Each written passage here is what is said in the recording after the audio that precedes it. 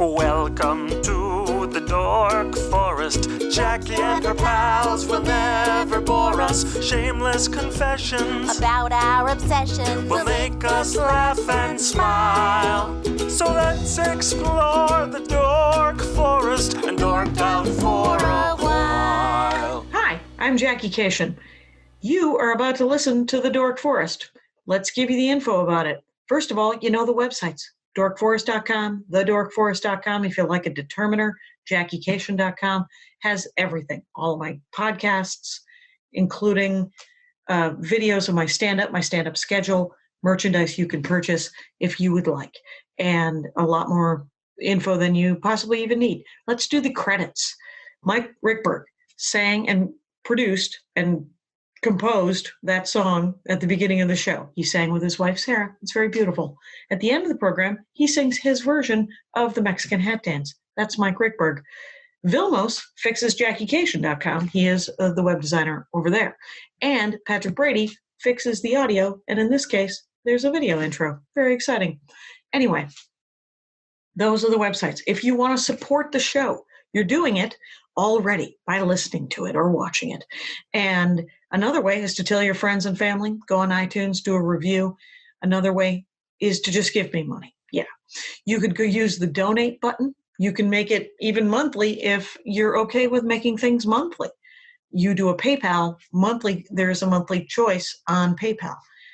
The PayPal is a button on the Jackie Cation or the Dork Forest website, and it goes directly to me. Thank you very much. I will use it wisely or foolishly. Your call as well. Now, my email address, jackie@jackiecation.com, is where you can contact me if you have any questions or concerns and about the Dork Forest. And I do have a Venmo account. It's Jackie-Cation, oddly enough. Another way to support the show is on dorkforest.com and jackiecation.com. There's an Amazon link. And the Amazon link just takes you to Amazon. You order like normal, and it supports the show because you came from JackieCation or dorkforest.com. Very exciting. Other than that, there is a Bandcamp. You can, if you have listened to all the episodes that are free and you need more content, there are several live episodes that are at thedorkforest.bandcamp.com. And those cost me a couple of bucks, so I charge a couple of bucks. There's also a storytelling album there that you can listen to some stories that I did live. And there are 17 free episodes before the Dork Forest was pre-recorded. So the audio isn't very good, but the guests were super funny and fun and dorky. So if you want to do that, go to thedorkforest.bandcamp.com. Other than that, let's see if there are other things that I should be talking about. Possibly the merch. Yeah, if you want to buy merch. The only other thing I want to talk about is the merch. You can get Dork Forest t-shirts, and you can get stand-up comedy t-shirts. You can get my albums or my DVD over at jackiecation.com/merch. There's pins, there's a challenge coin, there's a bunch of new things happening over there. Anyway, a lot of information. I don't think I've missed anything, but who cares? Let's get into the show. Hey, it's Jackie Cation. I'm in my garage. That's right, my little tiny garage room. Returning guest, you guys. Jeremy, it's Wein, right? Yes. I sometimes I go Wein, but because I haven't talked to you in real life in so long, and I haven't seen you in New York in probably 2 years. So good to see you, man. Welcome to the program. Good to see you too. I'm such a big fan of the podcast, so it's always a thrill. And yeah, I was thinking about the other day how I believe, if I'm correct, I brought Dork Forest to New York for the first time as part of the podcast. You did. It was the live podcast, New York Podcast Festival, and I did it with Judah Friedlander regarding ping pong, if I remember correctly. And then we did a second one. The first one was with Wein, and then with Bridget. Bridget Everett was in one of them. I think we might have done it 3 times. Or yeah. Because Bridget Everett's dorkdom was Barry Manilow, if I remember correctly. Right. So yeah, I think Wyatt's the first one. And his was whiskey or something. Yeah, and y'all talked about Janice from the Muppets. Oh, that's right. Because here's the thing. I can remember people's dorkdoms. I cannot remember their names or their faces. It is quite a Dragon Riders of Pern dilemma. But Jeremy Wein, you, I know, I think your last time it was Theater Dork. And we could update it, but I like what you wrote me. We actually, this is actually my first time on the podcast. What? Oh, wait a minute. How did you get it? Yeah, I've been. No wonder. I think we started to put the wheels in motion on this a couple of years ago, and then I think something happened. Oh, so it's a classic. The scheduling is genuinely the hardest part of the Dork Forest. But you're wearing the old school, now discontinued Dork Forest logo in green. I've sold them out. Now I just have Ranger of the Dork Forest t-shirts in my garage. Feel free to buy those, Rangers, so that I can then print. I'm going to print essentially that design on a black t-shirt with green writing. Going to bring that back. Looking at the magnet, too. I saw that. Sweet Ranger magnet. Those are totally discontinued. You got some old school stuff going on here. I can't believe. Anyway, it's Jeremy Wein. Wein, by the way, and it's at This Is My Show on Twitter, and you have try to get good helper theater stuff, play per view. Tell me about that first, just because I. So the Twitter's at This My Show. Yep. No A's. And Play Per View is a live streaming theatrical event initiative that was formed as a direct response to the COVID-19 pandemic. We do live stream theater reading events to support nonprofit theaters and community impacted organizations across the country. In our first 6 months, we've done 23 readings and we've raised over $100,000 for various causes. Oh my God, that is amazing. And are you doing, are people doing sort of a Zoom gallery, a table read kind of thing? It's a little bit more produced than that. That's awesome. We have about like 10 hours of rehearsal. We've done readings now where there's video, there's sound effects. One of them they're all live. And one we did in real time, we turned it black and white and we had like film grain. So it looked like a black and white movie in real time. We did a Dutchman by Amari Baraka with Dule Hill and Jennifer Mudd. And go ahead. We decided to turn it into an homage to the original film version. So we put it in black and white. There was like film grain running through it. It looks really amazing. It was a lot of work. So much. Okay, so this is all done, and this is done live streaming, live. Yes. And is there any sort of post-production and then where people can go buy it at all? Or is it a live event, one and done? So there's no post-production. Everything's happening in real time. Our events are streamed live in real time for one performance, and then they're archived and available for rental for 4 days after that. Just 4 days. So they are these really amazing little time capsules. Oh, it's theater. like seeing live theater. It's like seeing live stand-up on Zoom where you're like, no, this is it. This is, we don't know. I'm going to mention how Ben is blazing up when I go to Gallery View. And you're just going to be there for that. And that's going to be it. That's so cool. That is, that's awesome. So pay-per-view, is it payperview.com or? Play dash per view. Yeah. It's a play. No pun intended. It's a play on pay-per-view. It's play-perview.com, but it also has a secondary meaning. So it's spelled Perview, but it's also referencing the word purview as to have a view of an idea or. Oh my God, theater nerds! I love theater nerds. So that's awesome. I really dig it, and it's nice to kind of have that duality because the hope is that when all of this is back to normal, whatever that means, that we'll still be producing digital work, but hopefully being able to bring this into the physical realm as well. Is it spelled like that? Play-per-view? It is spelled like this. Okay, just because I want to get it right in the notes. And it's per view, and it's one word, and it's not P-U-R, it's P-E-R-V-I-E. That's awesome. I am giggly about it. That's how great that is. Well played. Okay, so Cool. When's the next one? So Anything on the books? So by the time this comes out, I am not 100% sure what'll be officially announced. But we've got some like really cool stuff in the works. So just go to that website do you have an email list over there? Yeah, One you would can set up imagine. an email list.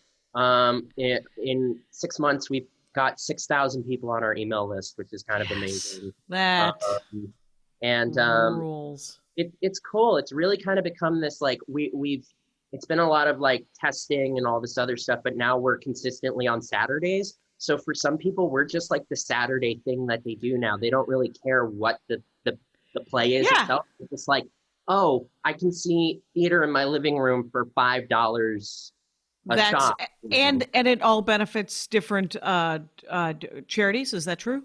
Yeah. Are you also paying the actors and the writers? Yes, or? everyone that's involved gets an honorarium for their time. So Good. Everyone is because there is no work. So if this is work, they should get some money for it. So that's great. Yes. We've put honorariums in the hands of over 100 artists over the last 6 months. So, yes. And we're progressively working to increase that amount. We've already doubled what the payout was from when we first started, and we're looking to double that again moving forward. All right, this is the best, Jeremy Wein. But let us discuss the life and times, the work of a guy whose name I know, but it is such a basic name. How could I not know it? Kevin Smith. Kevin Smith? I get him mixed up with the guy who did the Fantastic Fox. Isn't that a guy named Smith? No, I think so. So do you? What is your reference point to Kevin Smith? Have you ever seen any of his movies or any of his stuff? Maybe. Who? What? So I mean, if people don't know, Kevin Smith is really kind of notorious for this movie called Clerks. There's a big mythology about it with he sold all his comic books and it cost $27,000 and he made it with his friends and the convenience store that he was working at overnight. And, he's like the sort of the triumph of a sort of a hipster, but created hope for, because that I remember when that came out, it was huge. It was sort of like, did you ever see El Mariachi Rodriguez? Yeah, it's a similar idea. It was the idea of like people taking a shoestring budget and just like not waiting for other people to open doors, and they're like, we're gonna go make this thing with people that we love to work with, and hopefully there are other people in the universe that dig what we're trying to do. Right. I never have seen Clerks. How does it? Have you seen it? I mean, I don't know how it ages. Quite honestly, it may not, and that's not his fault, right? Yeah, I mean, the last time I saw it was 2 years ago, and it was actually the first time I got to actually see it in a theater. I've only ever seen it on DVD or home video. They did this. So Kevin, throughout his career, has done these things called Vulgarthon. These are like these are essentially like Kevin Smith film festivals. So they feature his work, and sometimes they feature the work of like his friends or people that like his company is producing, et cetera, et cetera. And they hadn't done one for a very, very long time. So Kevin had a massive heart attack a couple years ago. How old is Kevin Smith? He just turned 50. He what? 50? And he had a widowmaker two years ago. What's which that? Is like it's when it's when one of your arteries to your heart. I'm pointing up here like this is where your heart is, up near the nipple. Left. It's actually, for people that don't know, your heart is actually in the middle of your chest. Okay. All right. he had one of the arteries was 99% clogged. So it was like that. It's called a widowmaker. It usually takes you out. Right. You have a heart attack with that much impact. Wow. And he survived, and so they hadn't done this Vulgarthon thing in a really long time. So his buddy Ernie O'Donnell, who's also in Clerks, reached out to him and was like, hey, for your birthday this year, we should do Vulgarthon, because he's he survived this massive thing. So we went to Red Bank, and it was really, I mean, it was really amazing. It was like being with like 300 other people that just love Kevin's work and getting to watch like they took the original film lineup from the first one from like 98. Okay. And in one theater, it played in one order, and in the second theater, it played in the reverse order. And they did like Q&As after everyone. And so I felt really fortunate because in our theater, the last movie we saw was Clerks. So we had like we were doing the 5 movies backwards, and the other theater was doing the 5 movies forwards. And what are the 5 movies? It was, I believe it was Clerks, it was Mallrats, I think I've heard of that too. Shit. Dogma, and then I saw Dogma. Okay. This movie called Drawing Files, which is a smaller movie that he produced. One of his friends directed it. I think Vincent Peralta was the director of that movie. Okay. And then I can't remember off the top of my head what the 5th was, because I was also kind of through all of this going in and out of the theater, because like all of the people that Kevin has ever worked with were just like hanging around. So like, you know, Brian That's what you get for living in New York and being in a theater, is that you get to see and meet all these people. Wow. Well, they did this in New Jersey. They did this in Red Bank, New Jersey, where Kevin's Oh, that's from. what Red Bank is. I don't know what Red Bank is. That's what. Yeah. Oh, he grew up in New Jersey. Okay. Yeah, he's a Jersey boy. Are you from New Jersey? No, I am not. I'm from South Florida. I'm Okay. probably the complete opposite of New Jersey.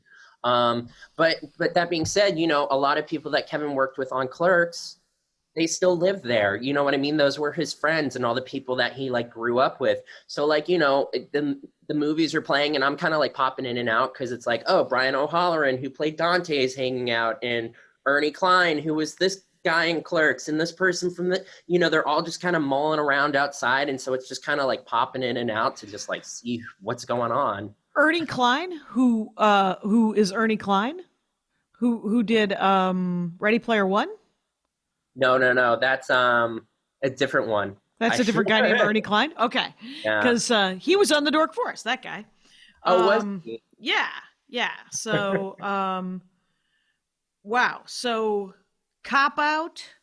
Okay, here. First of all, Jeremy, let me tell you that who I was mixing Kevin Smith up with, because I do no research, was Wes Anderson. Yeah, 2 very different filmmakers and personalities. And Yeah, because they're different people. But I don't. But I can't tell. They're are they white guys of a certain age? Because it's all a blur to me. But then I have that face thing, which I think also is called self-absorption. But let's do. So I'm trying to. He did something called Tusk. Oh, Fanboys, was that him? No, he's in. He makes a cameo in that movie. Okay. Have you ever seen Fanboys? No. It's a really funny little movie that had like a really weird history with the Weinstein Company over Final Cut and whatnot. But the premise of the movie is about these guys that grew up loving Star Wars, and it's like 2 weeks before Episode 1 is supposed to come out. That's Ernie Klein, I think. Ernie wrote that movie. Yeah. I definitely believe Ernie wrote that movie. And okay, so tell me a story about Kevin Smith, and I'm going to look up Ernie Klein. So just because that's where I'm at. Okay, yeah, you know, I've been really fortunate to get to meet Kevin several times over the years, and I'll tell you a very recent story. So in the middle of all this pandemic stuff, so in Kevin's movies, there's a fictional fast food restaurant called Moobies. How do you spell that? Moobys. I knew it wasn't what I thought I heard. There we go. So they decided, well, before the pandemic, they were planning on doing this this like pop-up restaurant. You know, they've been doing a couple of these in LA. It's the same people that did the Saved by the Bell one and the Breaking Bad one, et cetera, et cetera. And, you know, so they decided, even with everything going on, they were still going to go ahead with it. And do all the social distance stuff, et cetera, et cetera. Concurrent to that, I'm in a long distance relationship with someone in LA. Congratulations and my condolences. Very hard. Yeah. But so this is like about 3 months into the pandemic, and I was like, I have to go see her because like, I just, it's hard to do a long distance relationship. It's even harder when suddenly you're not seeing that person every 6 to 8 weeks because you're going here for work, et cetera, et cetera. So I was like, okay, I'm going to go and we'll go to Big Bear and like, we'll have like a social distance vacation, blah, blah, blah. And the dates timed out to when they were doing this pop-up restaurant. So I was like, okay, so I'll like hang back in LA for like a couple days. So I sent a tweet out that was like, I never want my Kevin Smith fandom questioned. I'm going to movies in the middle of a pandemic. Yeah. And he retweeted me. What? And he was like, no, think about your health. But I guess, if you're going to come all this way, I might as well come by and say hi. So the man, again, this is in the middle of a pandemic. This man takes time out of his day to come down. When we went to the pop-up, he came down, took pictures with me and my buddy, talked to us for like a good 10 minutes. And it's Wow. like, he doesn't have to do that to start with, Right. let alone in the middle of a pandemic. And I think that's what's so smart about Kevin is that like he understands fandom. Like he understands that like because he was one of us. He was a fan, right? He's one of those guys. He's a guy that comes from that sort of nerd place, and then he becomes very popular. So he knows that he better, because he knows how long the memories are of. I mean, it's not why I'm available to Rangers of the Dork Forest, just because I would also like to talk about your dorkdom, but it is partially that because I know that we're all just a little bit obsessed in our own minds, and so who doesn't want to? Like, are you kidding? When I met Cage Baker, I lost my shit, and this is my favorite science fiction writer. Anyway, same with N.K. Jemisin, my current favorite living science fiction writer. So I was in an elevator with her and I said, "Are you N.K. Jemisin?" And she goes, "Naomi, yes." And I said, "I'm a very large fan. I'm a huge fan." And she's like, "Great." And then we left that elevator. Anyway, so so you got to hang out with him and go to, what was movies though? What was it? So it was like so in the films, it's like this McDonald's, Burger King kind of place. Dogma, I think, is like where it first pops up, and it's it plays this big part in the idea in the film, talking about like false idols and all of this other stuff, because it's the golden. Their mascot is a golden calf. Oh, okay. So when you went, they had like a couple of things from that they've referenced in the films, like cow tipper, which is the Big Mac, and they had the recent Jay and Silent Bob's reboot. There's another restaurant introduced called Cock Smokers, which is a chicken place. Okay. So they had the Cock Smoker chicken sandwich. Okay. And then they had Hater Tots, which is another movies thing that gets referenced in those. So it's like a lot of like that geek food thing of like, oh, we're turning the things from the movie into like things you can actually have in real life. Yeah. I think they do that at Universal for The Simpsons and stuff. It's excellent, excellent marketing and all that. Mike, I think I get him and Mike Judge mixed up too. Wow. Guys of a certain age. I guess it's guys of a certain age who have a very, I mean, they're usually super smart, but also super dumb kind of senses of humor, right? Where it's like this mix of you're like, oh, you're monumentally overeducated and you're also a 7.5-year-old child. And put those two together, it's awesome. Well, or in the case of Mike Judge being a prophet and predicting idiocracy. Yeah. Years too early. Yeah. Get lost. Go away. I'm baiting. Anyway, so yeah, it's brutal. But I think, going back to the idea that he just gets it. I mean, think about the idea of Clerks when it came out. What other movie before that were characters sitting around talking about Jaws and Star Wars and like all this other stuff? It really feels like, I know this is going to sound like a weird thing, but it feels like the first filmic representation of like, quote, nerd culture in a way. Yeah, it could have been. I mean, where it's just sort of a celebration of it, right? Where you're just like, or just relatable on the sense of like, how many, one of the famous conversations in that movie is about, well, what about the contractors that worked on the second Death Star?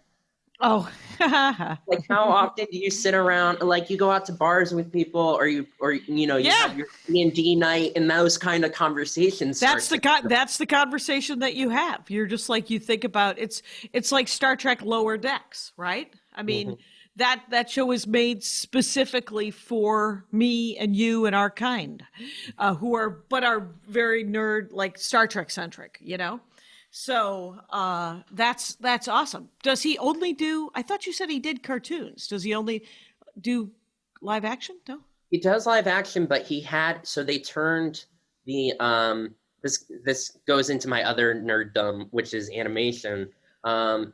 They very haphazardly. So there's two interesting things. So Clerks, they originally tried to adapt as a live action series several years later, and the big thing about that is that what's his name? I believe in the pilot, Jim Brewer plays one of the characters, plays Randall. Okay. They didn't bring anyone from the film into this TV version, and it's floating around. It's on like the 10th anniversary DVD, etc. Okay. Et and so it didn't work. And then 5 years later, ABC again tries to turn it into a cartoon, which has a very infamous thing because the movie is very much an R movie. ABC is trying to create this like answer to The Simpsons. So, in Clerks, Jay and Silent Bob are weed dealers. In the cartoon, they're fireworks dealers. And then like, there were only 6 episodes. They aired the 6th episode in production order second, which was a flashback episode to stuff that people had not seen at that point, which made it make even less sense. Right. Because they do the cliche, they both get locked in the freezer and Sure. they're flashing back to everything. But because it aired second instead of like 5th or 6th, they're referencing all of this stuff that no one has seen. So the show gets canceled after 2 episodes. Okay. Because people don't know what to think of it. They advertised this show during the Super Bowl. Weird. Yeah. So they're pushing it, but they don't put it out right. But they also don't know what exactly they're like. They don't know what they want it to be. And like, it was crazy. Like Alec Baldwin is like the mayor of the town, and what? It's crazy. It's a really crazy. It's 6 episodes, and it's really funny because it's gotten a good amount of play. It was in because again, I have to imagine it's only 6 episodes. The licensing for reruns is probably not a lot. So right. It's run on Comedy Central and reruns. It's run on Adult Swim and reruns. It's been around and around. Right. But it's so that's what's funny to me when you look at like that was such an interesting period because it felt like when everyone was trying to chase after family, like The Simpsons and stuff, like, yeah, like what is our Simpsons? Because at that point, like past the Flintstones, like no one understood after The Simpsons, like how to get adult animated more of that on prime time. Right. And then the Venture Brothers was created and it's outstanding. And it's also not happening anymore because right, but they essentially lifted that model, as far as I can tell, and moved it to Harley Quinn on DC. So I don't know if you've seen that. Oh, I have. It's amazing. The fact that it hasn't been picked up for a 3rd season yet, really. It's weird. It's Boggles my very mind. odd. And it's, I have to admit, super jealous that they got all male comics to do the voices. Did not get any women comics to do any of the women voices. Well, I will. Well, Make a note. Wanda Sykes is on that show. Right. She's a comic, but she's also a giant star. Like, I'm talking about Ron Funches and James Adomian, who are famous, and really good at what they do, and hilarious and wonderful, but not Wanda Sykes level. Well, I mean, I already said this to you, and I can't really talk about it that much, but I am developing something that, like, you definitely are on our short list of, like... Thank you very much. I tweeted out, you guys, that I would like to do some voiceover work. Your animation, your audiobook, whatever, talk to me. That's right, Jackie@JackieGation.com. By the way, I am talking with Jeremy Wein, and I constantly want to go Wein, but it's Wein, and it's play per view is the thing that you're working with to put plays online, and it's for charity, and it pays actors and people involved, and at this my show for people to follow you on the Twitter. So yeah. It's interesting about Kevin Smith and Mike Judge and Wes Anderson. To lump them all together is to do them all a disservice, probably, because they don't need that. It'd be like saying that I'm Rosie O'Donnell, but it does both of us a disservice. So, but the crazy thing is like sometimes I know that I watch stuff like Clerks and I fear, this is what I fear, and has Kevin Smith addressed this? Is he part of the people that fixes this, where sometimes women don't feel comfortable, in the nerd culture? You know how sometimes boys are mean sometimes, and they're like, oh, girls, we're at our He-Man honeycomb club. I think he's someone that's definitely evolved a lot as a creator and a filmmaker.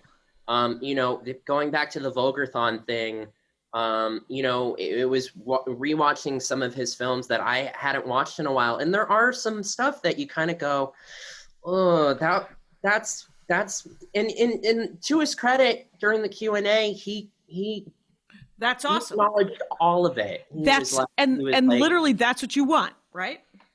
He acknowledged all of it, and I think a thing that really speaks to him as a person, he's someone that had his career is because of the Weinstein brothers. Harvey Weinstein, that guy? The creepy. Okay. Miramax is the one that picked up Clerks out of cans and is the reason that Kevin has a career. And to Kevin's credit, when all that stuff with Harvey started going down, he felt ashamed and embarrassed that he had any connection to him, and he made a commitment that his royalties on the films that were under the Weinstein umbrella, that he was going to be donating to an organization that helps promote women in film. Okay, that's awesome. It's this organization that, they do workshops with, female filmmakers and all this other stuff. And I think... That's real immense. That's like financial reparations kind of immense. That's the kind of, I've recently, I'm going to weed off here. We'll give you a couple extra minutes, Jeremy. But the thing is I was talking to a friend of mine, and we were talking about how this country has got a problem where it cannot be honest with itself and its own history.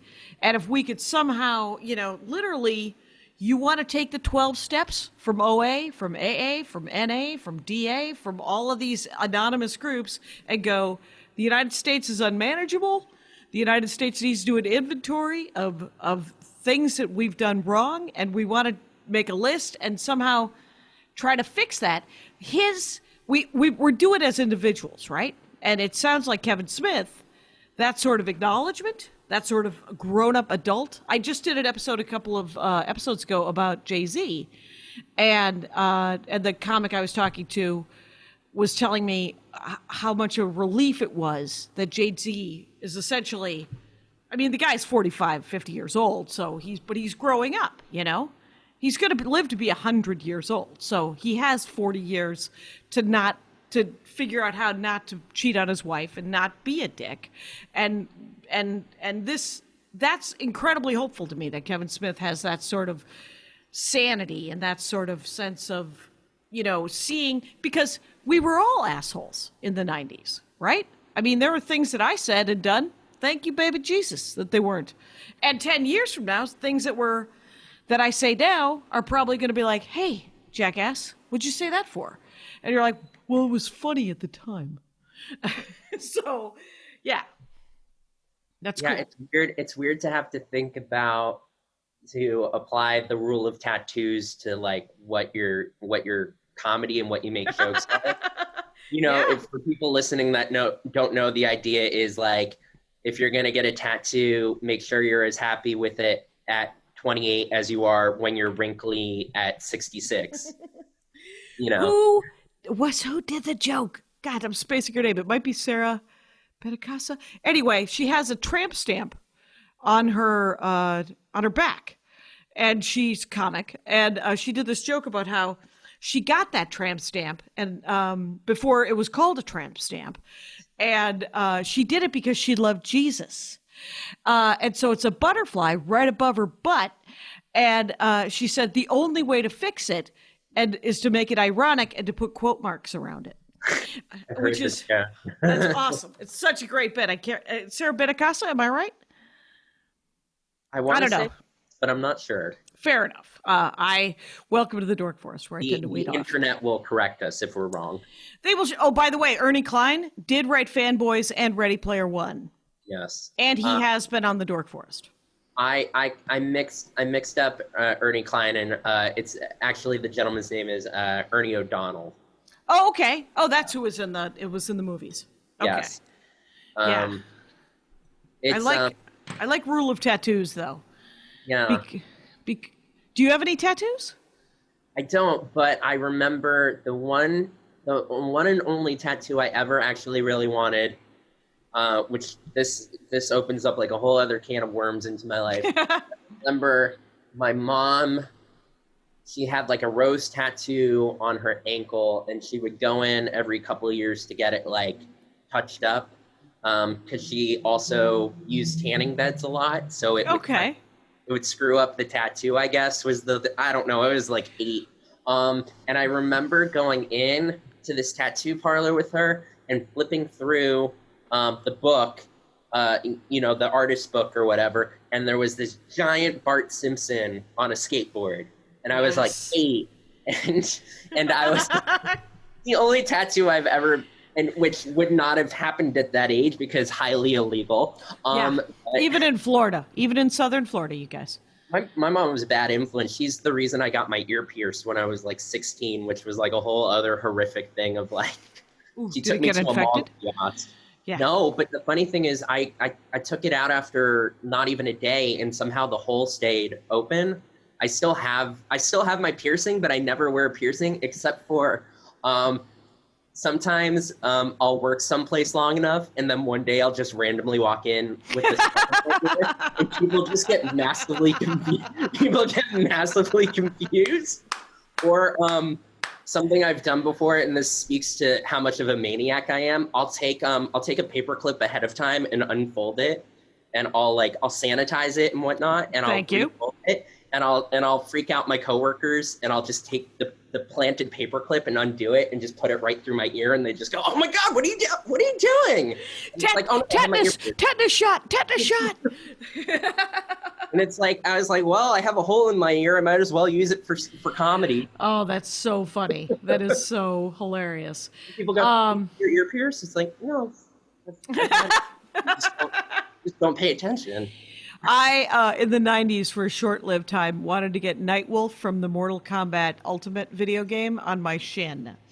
It isn't okay. I look back at it and I cringe, and thank God I never did. I'd be an entirely different person, though I assume that I would own a Harley Davidson.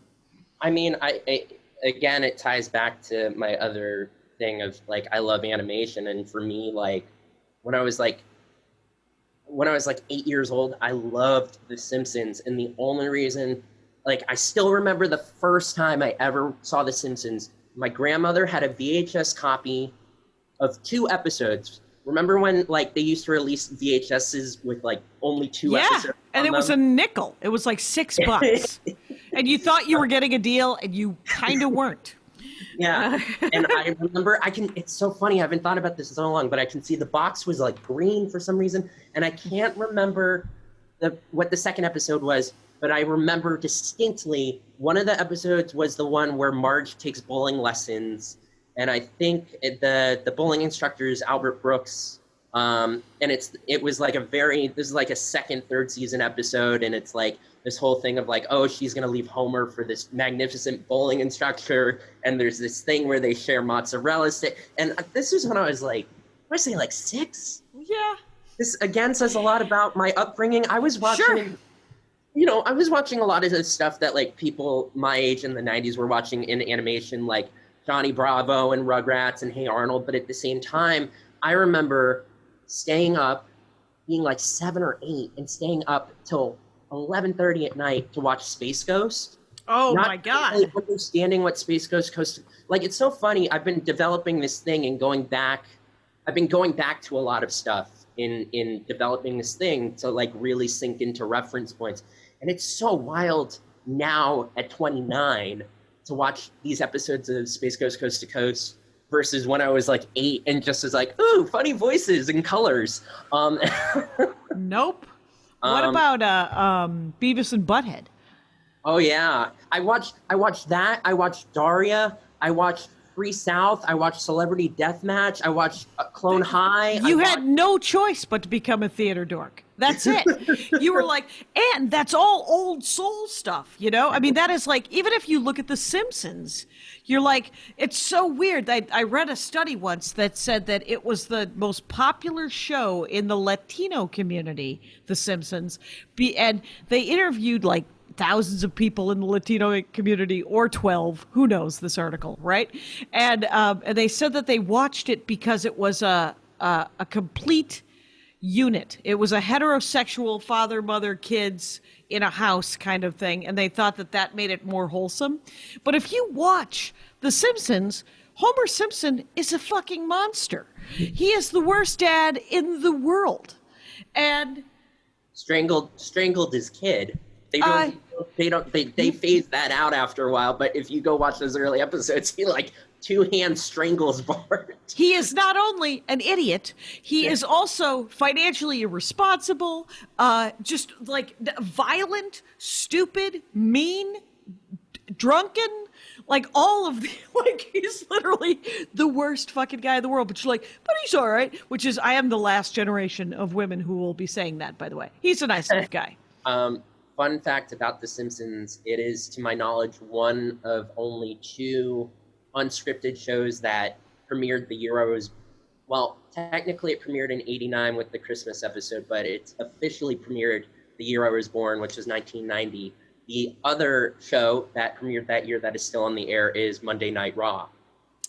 Oh, wrestling. The wrestling thing. It says a lot about the 90s that like the only 2 shows that premiered in 90 and escaped the 90s are wrestling and The Simpsons. Yeah. It's that 3rd season though was pretty amazing. If I remember, like I watched the first, I think probably 10 or 11 seasons of The Simpsons. And then, you know how you just stop watching TV once you hit a certain age for some reason? Are you still watching The Simpsons? I'm not, but you know what's funny is that like I've been real tempted, and I used to watch it religiously, Jackie. Religiously. And the funny planned thing, around it. Yeah. But because of that, I watched King of the Hill every single week. I watched Family Guy. I watched all of the random 1-2 season things that you know what I was rewatching the other night because for whatever reason I found it on demand. The PJs, the Eddie Murphy stop motion show that was on for 3 years. Nope, I don't remember that at all. How was it? It's really weird to watch that show stoned and in HD. Yeah. Because it's claymation, so when it aired, it premiered in 99 and it ran for a couple years after, it was in standard definition. Right. It wasn't high def. So now I'm watching high def, which it creates almost this uncanny valley thing because you can really see how clay it all is. Oh, yeah. It's really weird and disorienting. And I was on an edible the other night, and I turned this on, and I was like, oh man, this is weird. Oh, and man. it's held. It is terribly held up. I mean, the premise to begin with is a pretty. What is the premise? So the premise is it takes place in a housing project, and Eddie Murphy plays Super, who is the super of the building. Okay. And there's a character named Haiti Lady, because she's from Haiti. Oh, okay. There's another character that just smokes so much his face is just always obscured by a cloud of smoke.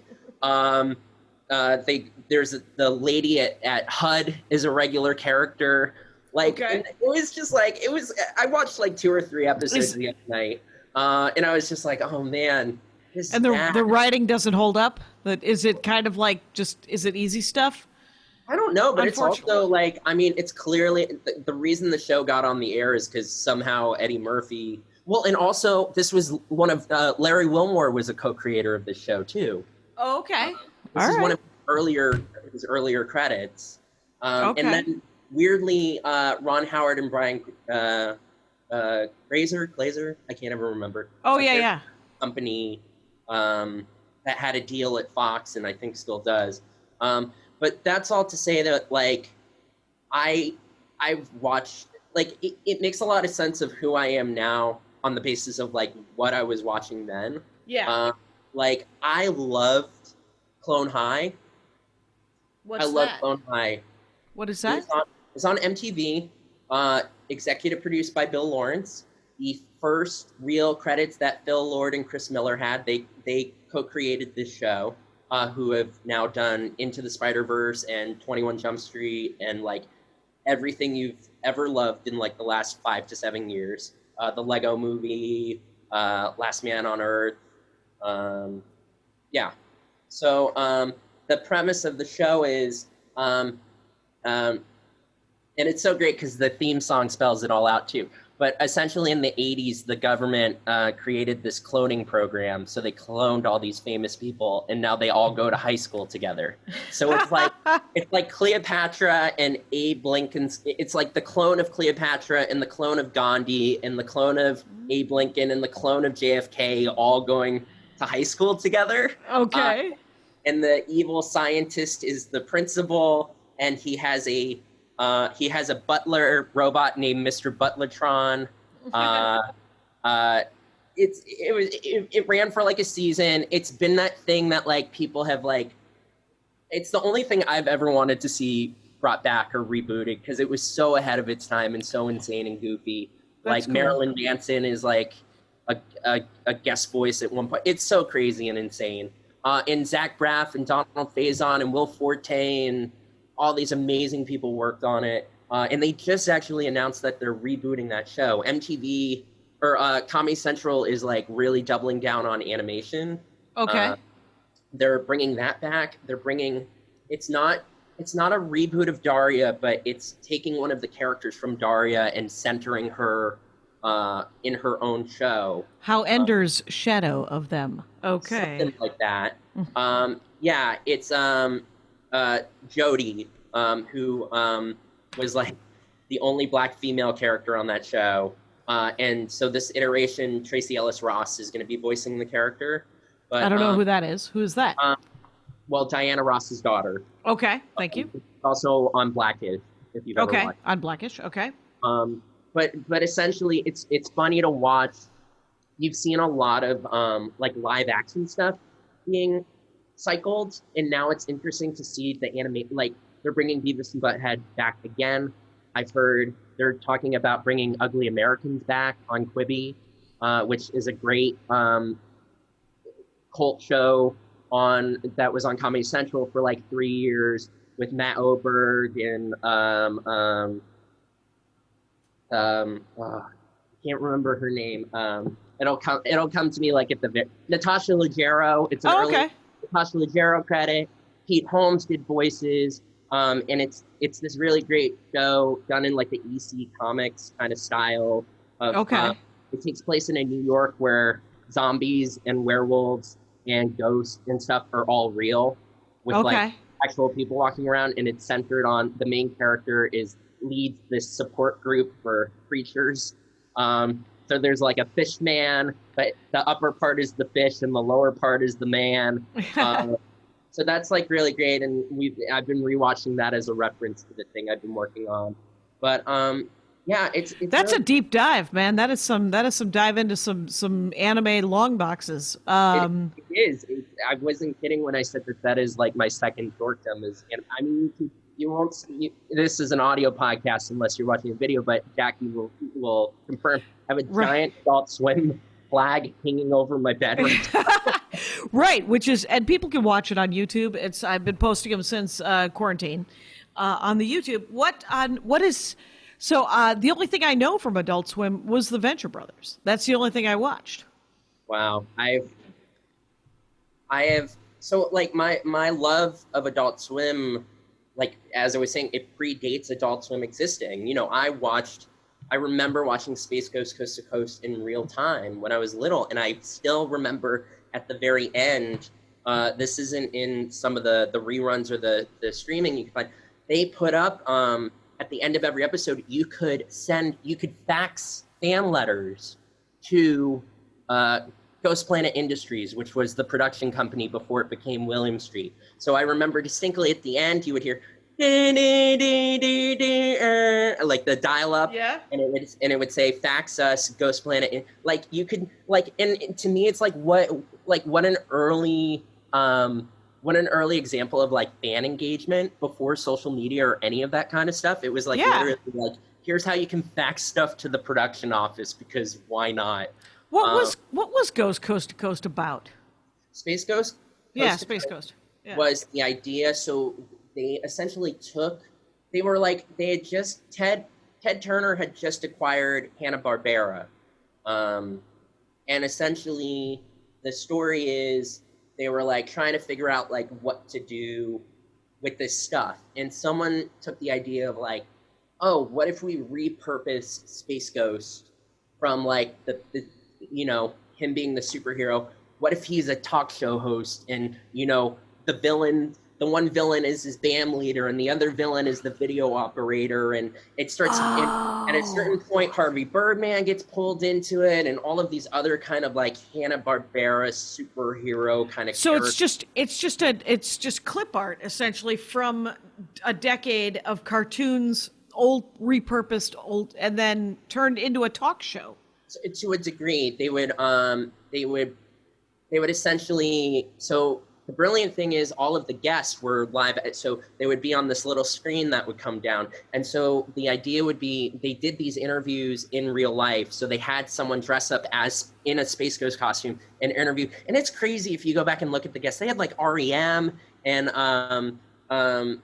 they had like Emo Phillips. Like they just like had everyone you would like ever like associate with the 90s on that show. Yeah. Like the two guys from Metallica, like it's crazy to go back and watch who said yes to the insanity, especially in the very early stages of this. So the idea would be they would do this interview and then they would retro script based on the answers that were given to like very normal questions. Right. And it would come like it's you know, Eric Andre says that Space Ghost is his biggest influence for the Eric Andre show. Okay. In the sense that this chaotic it's this chaotic talk show concept. But it's my love of Adult Swim is where that started, and I still remember watching, you know, the first night that like it premiered proper. Because it was just a block of time, right? It was a block. It was a block of time. So Adult Swim actually officially premiered in December 30th of 1999. Because of budgetary things, they had to air these pilots before the end of the fiscal year in order for the budget to not get affected. But it doesn't premiere proper until I believe September 10th, 2000, which is then when. So they had greenlit several other shows to live in this block, and then they also picked up home movies. They had picked up reruns of Baby Blues from Warner Brothers. What's Home Movies? Home Movies is the Lauren Picard show that predates Bob's Burgers. Okay. And what's the blue one?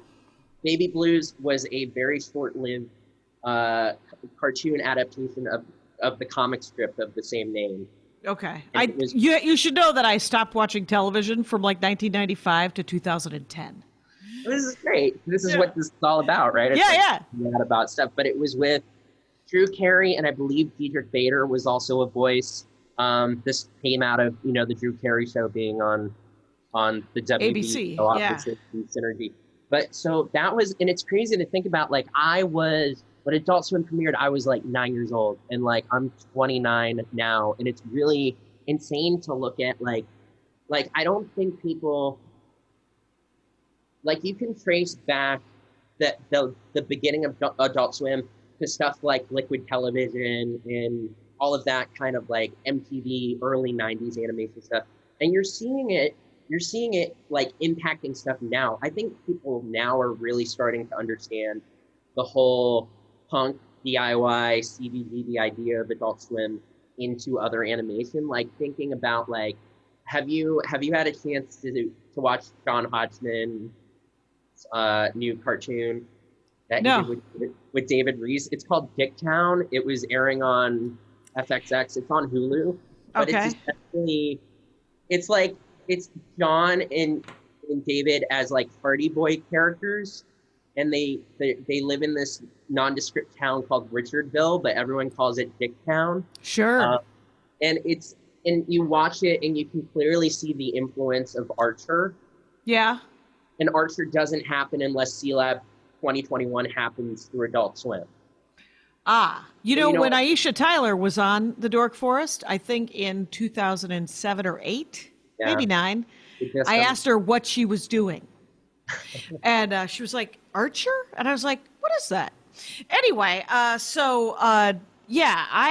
have seen Archer. Archer is very dark and funny, and but I have not seen Dicktown.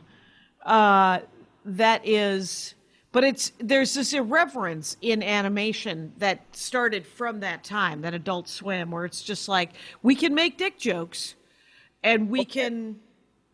Or more so that there is an audience for adult animation, in the sense of like past the peg of The Simpsons, South Park, Family Guy. Like, it tends to manifest itself at its most basic level as dick jokes, but there's also anime and manga, right, for every age and which I think came in and kind of influenced it, don't you think? Yeah. That because manga can be for babies, and it could also be porn, and it could also be for children, for seniors, and it could be dramatic, and it could be not, comedic, or it could be all the things. Well, that's another kind of brilliant thing that's been happening through Adult Swim right now, is that, they revived something called Toonami, which was a very popular anime block of programming that Cartoon Network ran through the late 90s into the early aughts. That's what we're calling it, right? I still don't know. Sure. What the heck? Period. And it went away for a very long time. And to his credit, Jason DeMarco, who has always been the one at Adult Swim that's pushed animation, Saturday nights have infamously been the anime night on Adult Swim. He rebooted, and he was like, we should bring back Toonami, and it should be part of our programming, which has been a huge hit, especially now with Crunchyroll and like how much anime and manga has really impacted the U.S. market. It's such a brilliant thing, to the effect that now they are commissioning.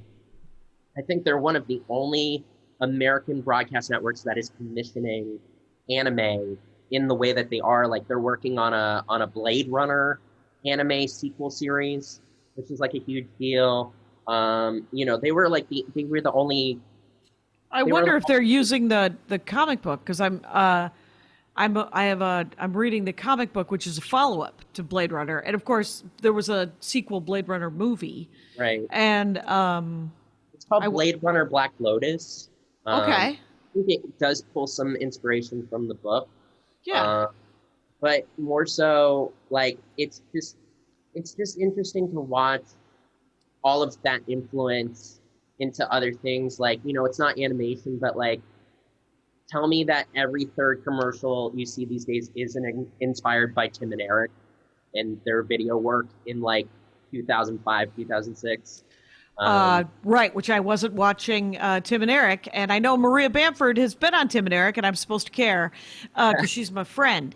But what is Tim and Eric? Why don't someone should explain this to me? Tim and Eric is the shorthand of Tim Heidecker and Eric Warheim. They made weird short films, and Bob Odenkirk caught on to them and was like, "Oh, this is like the closest thing to what me and David were doing. Like, I'm so on board with this." So the first thing they created was a thing called Tom Goes to the Mayor, which was a very weird show in the sense of the design style. All the characters were fed through dot matrix printers. So they all have this weird blue dot kind of printout look to them. Right. It's very cheap and whatnot. But then they created this show called Tim and Eric Awesome Show Great Job, which is a live action sketch show, which just everyone's been on. And that's the first time I ever saw Maria was on that show. Okay. And you go back and it's like Ted Danson was on the show, Zach Galifianakis was on that show. It just goes on and on and on. But the thing that set that show apart was the editing aesthetic. It was very much UHF, public access, hiring non-actors as actors, hiring from central casting. So you always got these very weird, interesting people. And like, I just watched a thing today that Paul Rudd did for the city of New York, encouraging people to wear masks. It's a Tim and Eric sketch. The aesthetic, the editing, the pacing, everything. And it was super weird to watch a thing that is essentially an official New York City public service announcement done in that style. Okay, yeah, that is right. It's the influence of that stuff. I mean, I look at all the influences of, it's all so blurry, you know, like there's all this sort of retroactive. I love, you know, people are stating their love of just sort of pixeled, you know, video games from when I was, you know, in the late 70s and early 80s, where you're like, no, that's the cool thing. We're going to make this video game look like the video games from then. And you're like, yeah, but you could make it look like it's real. And they're like, no, I need it to look 2D. So for me, it's the idea of like, well, who are the people that have disposable income? It's the people that were kids in the 80s and the 90s. They're the ones that now have they have the cash. Yeah. They're the ones that they're the majority of the market share. So it's like who, you know, so yeah, why not design the thing that makes someone remember being 11 years old and waking up on Saturday morning and turning on the Super Nintendo or whatever? You know? But what are you going to remember? Are you going to remember the thing that I remember? I mean, that's it's like there's no, like, I grew up in hip hop, right? So you know, it's KRS-One and Biggie and all those guys. And so now there's just more hip hop, but they're still referencing that hip hop, and there's no new musical style. I mean, someone just asked if they could talk about English bells, but which is very Middle Ages. Like the ding dong. Like the you see them outside during the holidays. Yeah, I think so. So maybe that'll too cope. But I don't know what I want. I know that there's so much great new stand-up and there's new writing that's happening, right? But it doesn't feel like the tech is going so fast that I think like the new tech nerds are like, we can recreate things from the past so that I can get, you know, that old white dude to give me a giant bag of money to make my new writing, right? The writing is new.